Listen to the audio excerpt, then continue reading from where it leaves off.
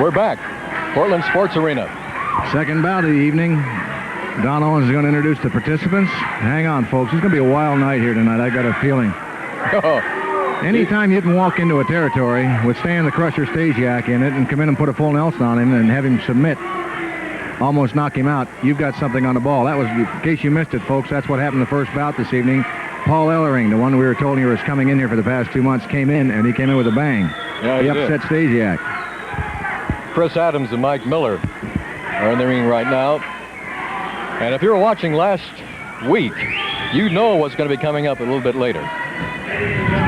This event will be one fall. Introducing in this corner, 240 pounds from Mississippi, Mike Miller. Big Mike Miller. His opponent in this corner, 236 pounds from London, England, the sensational Englishman, Chris Adams.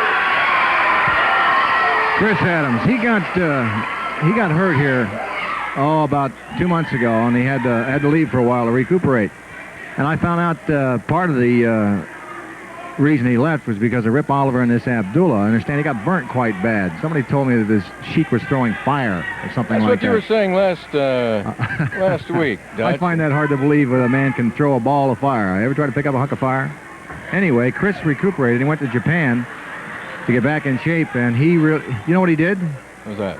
He got himself entered in the Junior Light Heavyweight Championship of the World Championship Series over there. He beat everybody they had in Japan and from Europe. He's supposed to go back over in there in April. I hope we don't lose him. He's too good a competitor. Yeah, he is, and he's very popular among the fans.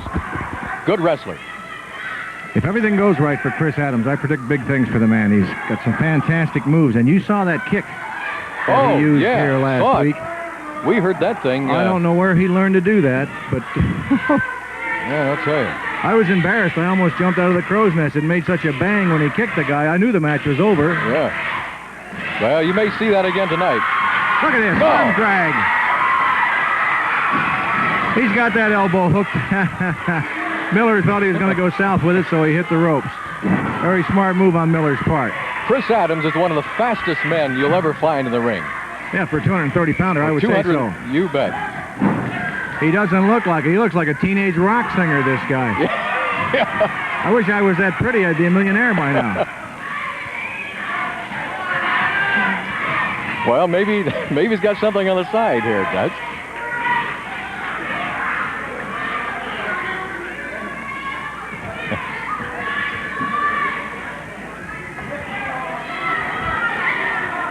What kind of a hold is that he's got on him now? Well, he's got that arm stuffed in. It was a sitting long wrist bar. He had it sitting down, and Miller rolled over, which is a mistake. You never get face down when somebody's got your arm hooked. Uh-oh, here we go. Now he's going for a knee drop. Across the back of the arm, right at the elbow socket with the shin bone. If you got your arm on the mat, you can absorb some of the punishment, but if your arm is up off that mat, he snaps that down to you. It hurts. There's a cross-front face lock. Now he's going in for a hammerlock on the reverse side, and Miller gets the trunks, tries for a pin. Barr spotted it. This Miller has improved since he came in. Oh, a knee right into the middle of the back. Fans along the ringside yelling, "We want Chris." So does Miller.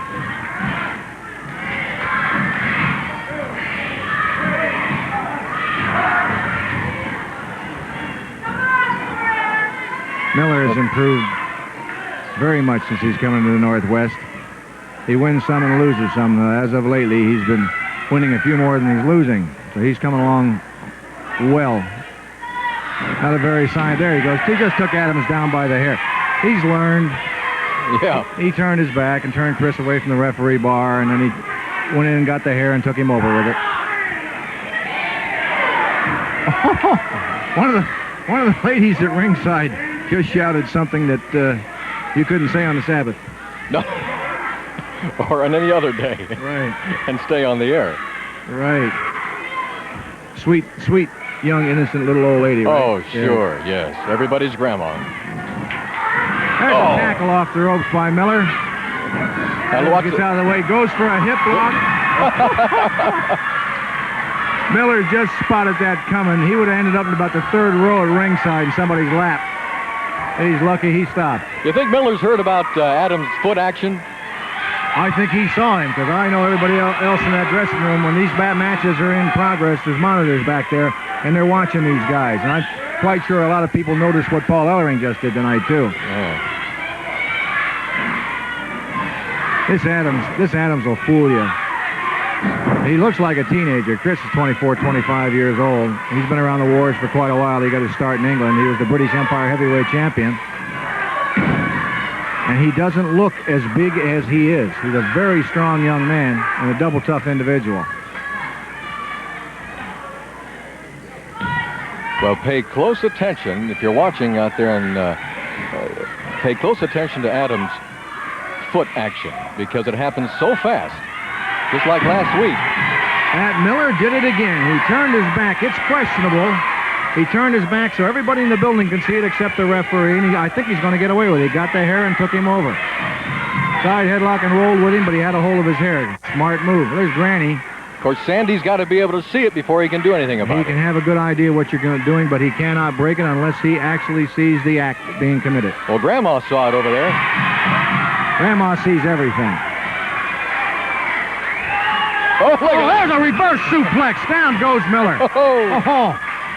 Folks, you land on the back of your neck. There's no explanation needed. That jams you. That just jams your vertebrae.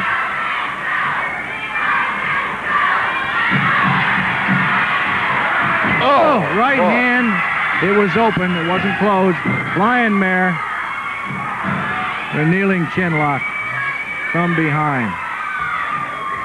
Something you never do, Don. When you got your man in trouble, never realize there's a crowd present, because if you start listening to the crowd and they say hit him and you ask them, he might shake your timbers and drop you right on the spot when you turn away from him. That's a no-no.